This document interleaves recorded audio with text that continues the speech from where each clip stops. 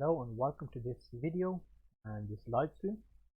We're going to be covering today, should you take your own profile photos for social media?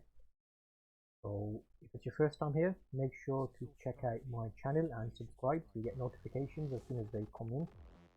I do videos such as photography gear reviews, unboxings, giving you tips about microphones and how to make your videos excellent for photography and videography. So you'll see a quick trailer here of the types of things I do. But back to topic today. So we're going to be looking at social media photos and taking your own photos at that.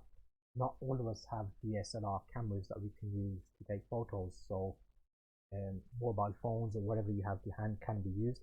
I'll cover today where you're going to be using the photo, the type of audience the photo is for, what you should be wearing in the photo, how to position the photograph, so the rule of thirds, basic stuff like that, the background you should have, and the types of cameras.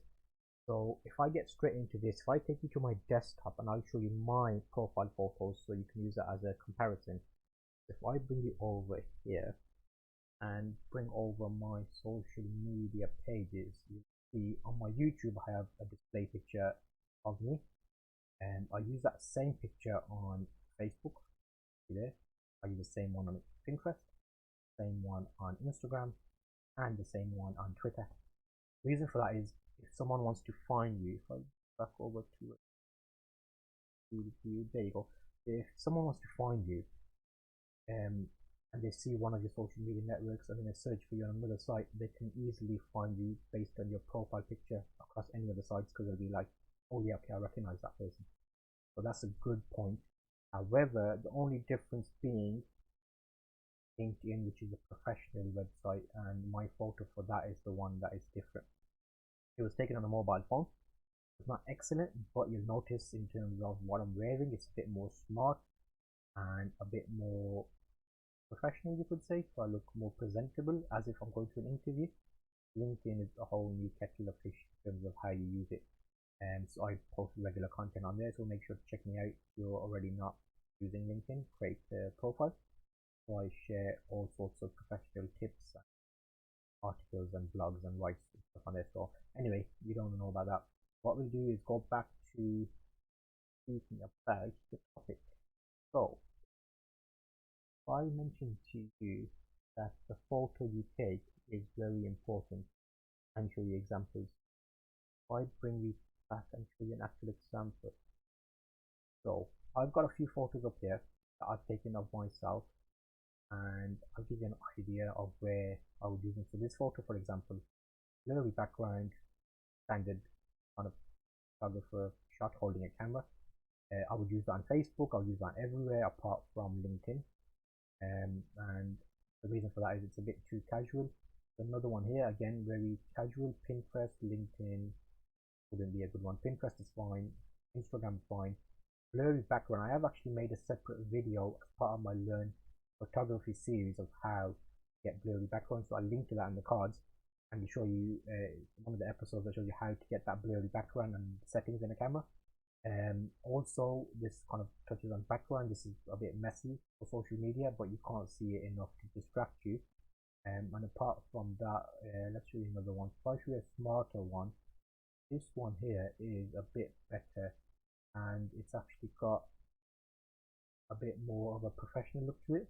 So it's smart clothing. The background's not great, but if you were to crop that, I can show you now. If I crop this down a little bit, more of a headshot. This is more about speaking about positioning. I can use this tool from Windows and it will like that. How ridiculous is that? Okay. This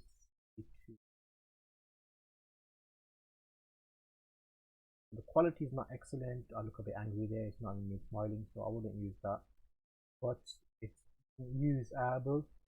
Apart from that, another photo would be something a bit more smart, but it also touches on the point of make it relevant. So there I had a beard. I don't have a beard now.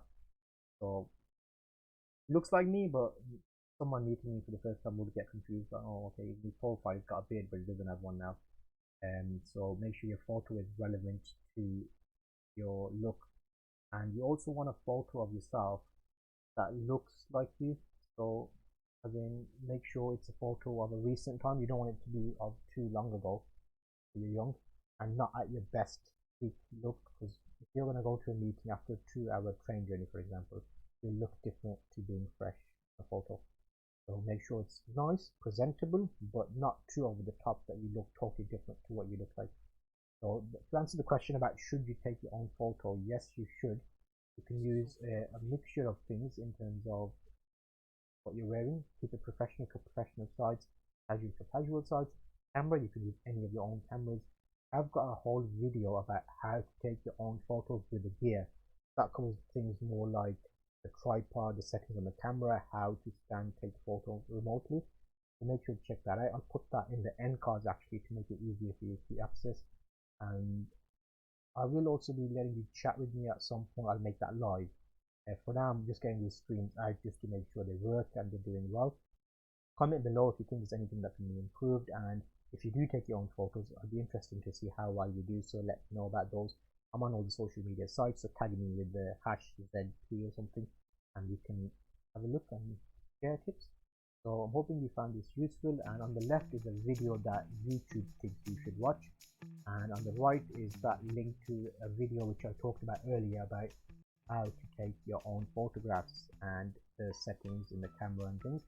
So check that out. If you're not subscribed already, make sure to subscribe so notifications come directly to you, and just click that little bell icon so you get actual updates as well, and this should be helpful for you in the future too.